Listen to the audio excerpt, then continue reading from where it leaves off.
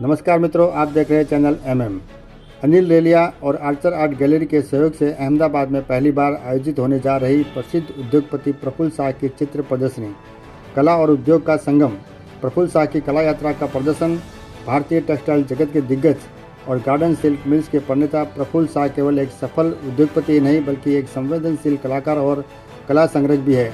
87 वर्ष की आयु में भी प्रतिदिन कैनवास पर रंग भरने वाले प्रफुल्ल भाई के लिए कला केवल शौक नहीं बल्कि जीवन जीने की एक संजीवनी है।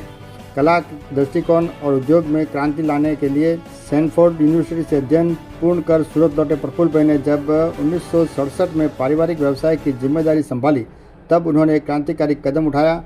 उन्होंने पारंपरिक टेक्सटाइल डिजाइनरों के साथ पर वडोदरा के फाइन आर्ट के कलाकारों को गार्डन सिल्क मिल्स में शामिल किया। परिचय મારે કેવી રીતે આપવો એટલો ઇઝી નથી. મેં શું કર્યું એ આપણે કહી શકીએ કે હું પ્રણેતા હતો ગાર્ડન મિલને ઊભા કરવામાં, પણ ક્રિએટિવ પાર્ટ. એના પહેલાં તો ઓફકોર્સ એમાં વીવિંગ ને બધું થતું.